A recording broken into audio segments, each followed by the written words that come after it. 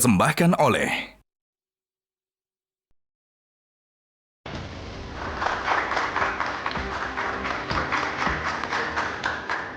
Pemirsa, nama besar dan jabatan tinggi rupanya tidak jadi jaminan bakal dicoblos di bilik suara. Pemilu 2024 disinyalir sebagai pemilu dengan caleg petahana gagal terpilih kembali terbanyak dibandingkan pemilu-pemilu sebelumnya.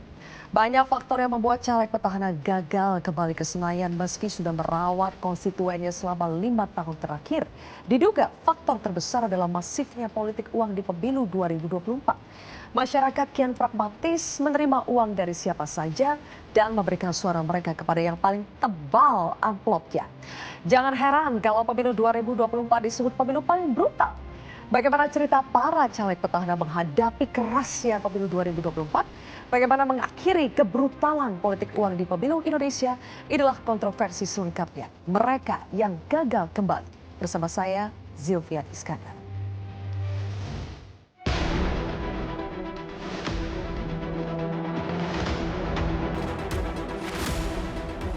Kemarin itu pemilu itu bukan pemilihan umum, pembagian logistik umum. Karena itu yang terjadi.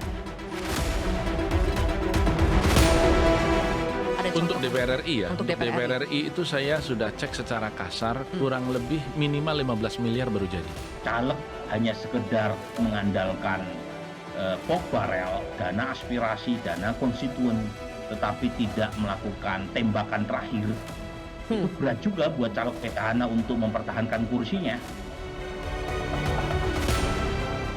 Laporan-laporan misalnya kemudian, wah sebelah rumah saya itu setelah pileg itu beli kambing karena dapat amplopnya itu dari berbagai partai politik sampai 2 juta begitu. Ketika nantinya DPR hanya diisi oleh mereka-mereka yang sekedar tunduk pada kekuatan intimidasi, bahaya bagi demokrasi kita.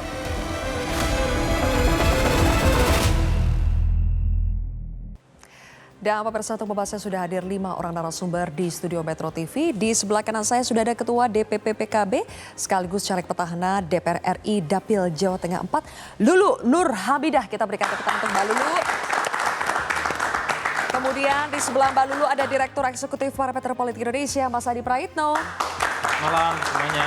Selanjutnya di sebelah kiri saya ada Wakil Ketua Umum PAN, Caleg DPR RI Dapil Jawa Timur 10, Viva Yoga Mauladi. Mas Viva, selamat malam. Berikutnya ada Ketua DPP P3, Caleg Petahana DPR RI Dapil Sulawesi Selatan 2, Muhammad Aras. Pak Aras, selamat malam. Dan juga ada sudah peneliti Kedai Kopi Indonesia, Hendri Satrio. Mas Hensat, selamat malam. Terima kasih sudah hadir. Ini di momen Lebaran hari kedua kita bertemu di sini untuk mengevaluasi pemilu 2024, terutama Pileg 2024. Saya akan mulai dari Mbak Lulu. 5 petahana dari Dapil Jawa Tengah 4 ternyata gagal kembali ke Senayan. Salah satunya Anda. Seberapa sengit sebetulnya persaingan di Dapil Anda, Mbak Lulu? Ya, kalau di dapil saya itu sering disebut sebagai dapil neraka gitu ya. Dan kalau menurut saya itu neraka jahanam. Serem banget. Iya. Kenapa? Kenapa sampai neraka jahanam? Sudah neraka jahanam. Iya, udah neraka itu jahanam gitu kan. Neraka gak ada manusia. Jadi memang sangat sengit dan secara tipologi lah ya. Itu memang dianggap basis merah awalnya. Tapi merah tidak berarti neraka sebenarnya. Tetapi karena memang di sana kultur politiknya juga sangat khas gitu ya. Kemudian para kepala daerah itu juga 2 dari 3 kabupaten itu dari PDIP. Dan kemudian kursi PDIP dari 7 itu 4 itu juga PDIP. Dan baru sisanya itu ada Golkar, kemudian PKS dan juga PKB. Jadi memang sangat-sangat sengit ya. Jadi dari tahun ke tahun itu juga tidak mudah dan PKB sebenarnya baru pertama kali bisa meraih kursi DPR RI itu pada pemilu 2019 dan itu saya yang membuat record di situ gitu. Terus kenapa kali ini gagal? Nah itu ya, kenapa kali ini gagal ya? Ini juga pertanyaan yang agak-agak susah tapi juga sekaligus memilukan. Karena apa? Karena kerja politik itu total, tuntas, ikhlas dan insya Allah berkah sebenarnya. Kalau saya hitung itu ya namanya program aspirasi saya ketika di Komisi 4 dan kemudian ditambah dengan di Komisi 6 dan gabungan dari dukungan dari fraksi itu mungkin hampir ada sekitar 150 miliar.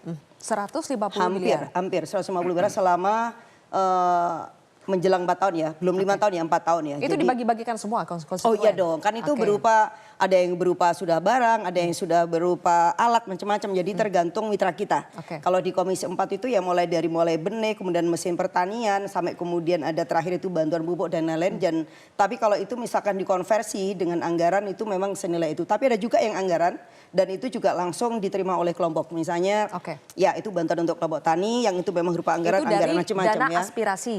Ya, itu Udah istilahnya pas bukan uang dana reses aspirasi, belum? program aspirasi. Program aspirasi. Ya, program aspirasi. Tetapi di luar itu selama mulai dari 2018 karena masa-masa 1 tahun sebelum pileg sampai kemudian pileg kembali itu nyaris tidak pernah beringsut dari dapil. Jadi kehidupan saya itu jauh lebih banyak di dapil, kemudian di DPR, udah begitu aja bolak-balik ya. Oke. Jadi dalam 1 minggu itu pasti bisa ditemukan di dapil. Berarti betul-betul merawat dong dapilnya, Saya kira iya, konstituennya. saya kira Jadi kalau iya. gagal itu karena apa Mbak Lulu? Singkatnya itu karena apa? Belum dijawab dari tadi. Katakan Mbak Lulu, katakan sejujurnya. katakan. Katakanlah sejujurnya, ini momen Iya, lebaran. saya kira memang itu kata kunci ketika saya bilang bahwa pemilu ini brutal.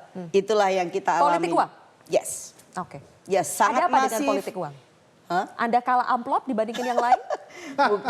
bukan sekedar kalah amplop karena memang tidak pakai itu menjadi dianggap tidak mungkin ya. Jadi tidak pakai itu dianggap anomali. Nah, yang anomali ini justru yang kemudian tidak diterima oleh masyarakat kita. Jadi apalagi petahana. Jadi petahana tidak pakai amplop itu susah untuk kemudian dipercaya. Tetapi itu yang terjadi dan kemudian angka money politik itu di luar bayangan saya karena saya betul-betul menyaksikan dan juga dapat laporan bahkan teman-teman kita bilang wah ini malah menjelang pemilihan itu mulai dari 100.000, 150.000 itu untuk satu suara dan satu rumah itu bisa mendapatkan begitu banyak dan hanya bisa kita lihat aja karena itu I cannot do that gitu loh. Jadi ya sudah bismillah aja. Guyur-guyuran amplop itu ya? Kalau ada yang kasih 100, ada yang kasih 150, tambah mungkin, terus. tetapi kan itu bukan permainan yang saya bisa lakukan. Jadi Oke. ya udah kita akhirnya. Tapi saksi Anda di tawakal. lapangan itu mengatakan demikian.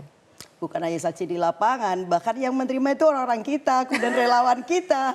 Bahkan ada juga yang kemudian itu difoto kemudian ditunjukin kepada kita. Ini loh yang kita terima dari di caleg X, dari partai X jumlahnya sekian, nominalnya sekian. Waduh, ada yang lucu juga kemudian di dalamnya udah dikasih bunga-bunga segala macam. Jadi ada psikologis itu ketakutan kalau misalkan tidak memilih. Jadi macam-macam. Jadi saya kira itu yang sangat berperan. Jadi walaupun 5 tahun kita bekerja total, Ya. ya Tuhan itu sesuatu yang unbelievable. Oke. Tetapi saya bilang kepada Jadi terkejut teman-teman, benar ya Mbak Lulu ya? yes, Terkejut sekali ya? sangat terkejut karena kita masih percaya bahwa ini kan ajarannya nih ya.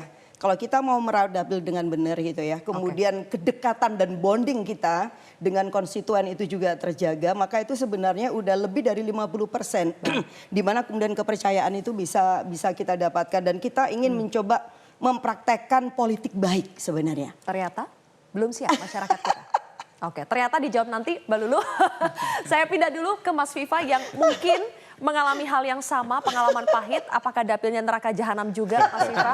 Mas Viva, Anda gagal di 2019, kembali lagi gagal di pemilu 2024. Padahal Anda ini anggota DPR 2 periode ya Mas Viva.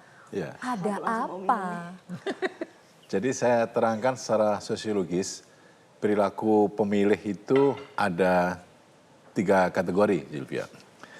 Yaitu perilaku pemilih yang militan ideologis, mau dikasih uang, dikasih sembako, diterima, tapi tidak dipilih. Oke. Gitu kan. Yang kedua pemilih yang rasional, yang memiliki tingkat ekonomi yang cukup lumayan, dan memiliki pengetahuan politik yang cukup lumayan bagus, yang rasional, dia bisa masuk ke swing voter. Dia akan memilih caleg atau pasangan calon terakhir.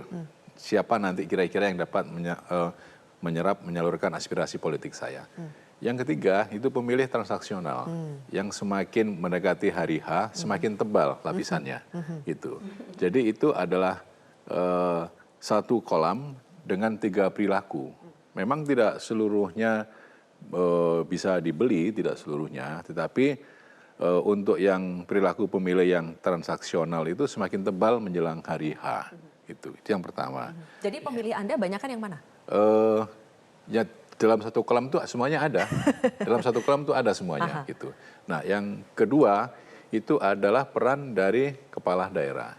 Ada apa Meskipun dengan peran kepala daerah yang ASN-nya itu netral, tapi secara sembunyi-sembunyi maupun terus terang, dia menggerakkan menjadi mesin politik untuk partai politik tertentu sesuai dengan asal dari partai politik kepala daerah itu. Dan itu terang terbaca di dapil sehingga berpengaruh signifikan terhadap perolehan suara caleg yang satu partai dengan kepala daerah. Gitu. Jadi itu korban money politics, korban juga dari kepala daerah yang mempengaruhi. Yang ketiga, soal bansos, soal aspirasi, ternyata itu tidak berpengaruh signifikan terhadap nilai elektoral. Ya, yang keempat, nilai popularitas tidak berbanding lurus dengan elektabilitas. Nilai popularitas itu tidak berbanding lurus dengan elektabilitas dan sangat ditentukan oleh isi tas. Nah, gitu. Jadi seperti itulah kira-kira yang terjadi. Ditentukan isi tas. Apakah itulah ini yang terjadi di lapangan seperti itu. Mas Viva Yoga kurang, makanya tidak terpilih jadi, lagi, Mas Viva. suasana kebatinannya seperti itu, sehingga kami yang di partai ini, apakah sistem proporsional daftar terbuka dengan suara terbanyak itu perlu dievaluasi apa enggak? Tunggu dulu nih sebelum kita mengevaluasi Itu ya kesana, sistem kan? pemilu. Tapi Jawab dulu, Mas Viva ini korban yang mana? Apakah karena isi tas yang kurang? Saya tidak korban, saya memang tidak berhasil, sudah berjuang beberapa tahun dan mencoba untuk merawat basis konstituen, merawat beberapa masa yang dulu mendukung dan menambah, tapi ya kenyataannya memang kalah bersaing di lapangan. Bukan gitu. karena kalah isi tas? Jujur aja Mas Viva. Kopernya banyak Iya kan? Kira-kira begitulah Mbak Julbia. Jadi nggak mau dijawab soal isi tas ya. Tapi boleh tahu nggak sudah keluar berapa sih sebetulnya modal biaya politik? Biaya politik ya, bukan money politik. Biaya politik selama pemilu. Ya nggak banyak sih, nggak banyak udah. Nggak banyak itu berapa? Ukurannya 5M, 10M, 15M? Ya kira-kira segitulah, nggak banyak. Baik, saya harus tanya ke Pak Aras. Pak Aras ini sebetulnya suaranya katanya naik 300% ya Pak, kalau dibandingkan dengan pemilu 270%. Karena di pemilu 2019 itu sekitar 30 ribuan suaranya. Di kali ini itu 101 ribu lebih. Ya, tapi gagal kesenayannya karena P3-nya nggak lolos ambang batas. P3-nya ini sendiri karena apa? Karena kurang logistik juga kah Pak Aras? Salah satunya kurang logistik. Salah satunya? Salah satunya. Salah banyaknya yang mana nih? Iya, salah banyaknya adalah tidak semua caleg yang ditugaskan oleh partai bekerja maksimal. Kemudian tentu melihat lagi bahwa ternyata apa yang disampaikan oleh teman-teman baik dari PKB, PAN, kurang lebih sama bahwa masyarakat ini sangat pragmatis, masyarakat ini menginginkan apa yang dilakukan oleh orang-orang baru masuk turun ke lapangan juga diinginkan kepada caleg petahana apalagi. Karena bahasanya Ibu Lulu tadi bahwa kalau peserta pemilu baru memulai turun lapangan memberikan sesuatu, apalagi yang sudah incumbent. Artinya incumbent ini tidak dinilai sama sekali kalau tidak memberikan sesuatu. Karena dianggap bahwa incumbent ini ya sudah menikmati posisi di Senayan yang tanda kutip bahwa mereka penuh dengan fasilitas. Nah kalau tidak memberikan sebagian hasilnya kepada masyarakat itu dianggap bahwa ini tidak komitmen terhadap apa yang menjadi janji politiknya. Itu yang terjadi. Kemudian secara partai tentu kami dari awal berangkat untuk melakukan sosialisasi bersama dengan teman-teman, sangat yakin bahwa P3 cukup mendapat tempat di mata masyarakat. Tapi ternyata banyak hal-hal yang tidak dilakukan oleh teman-teman kami yang semestinya. Seperti? Seperti misalnya apa yang terjadi menjelang pemilu itu amplop beredar di mana-mana. Ternyata teman-teman kami banyak yang tidak mampu untuk mengedarkan amplop. Saya juga mampu mengedarkan amplop, cuma amplopnya doang aja. Isinya? Isinya Tidak sebanyak yang lain. Ya, gitu tidak maksudnya. sebanyak yang Tapi lain. kan suara Anda banyak Pak sebenarnya. Banyak Berarti karena memang amplopnya itu saya isinya lumayan berkomitmen tebal juga bahwa untuk mengalahkan money politik adalah silaturahmi. Hampir seluruh waktu saya selama kurang lebih 5 tahun itu berada di lapangan. Sehingga ya kami juga tidak bisa berpakaian necis karena masyarakat pasti tidak bisa bergaul dengan kami. Sehingga kita ikuti apa ritme yang ada di tengah-tengah masyarakat. Sehingga masyarakat memilih kita karena wah ini teman, ini sahabat, ini mau bersama dengan kita, ini mau mendengarkan apa yang kita sampaikan. Jadi modal sosial masih bisa. Modal sosial. Tapi yang penting Ya. modal uang itu akan lebih berguna sekarang Pak. Saya pemilu di dapil 2024. itu hanya bermodalkan gelas yang ada foto saya. Oh. Dengan sarung itu aja mereka sudah sangat bangga punya teman anggota DPR RI. Tapi ini kayaknya masyarakat pemilih Bapak yang baik-baik nih. Iya. Yang tidak baiknya banyak yang memilih untuk yang milih uangnya banyak itu banyak juga. Nanti kita akan bahas lebih jauh lagi Bapak-bapak, kita juga akan minta analisa dari Mas Hensa dan Mas Adi. Kenapa politik uang di pemilu 2024 meningkat signifikan dibandingkan pemilu-pemilu sebelumnya. Sesaat lagi pemirsa.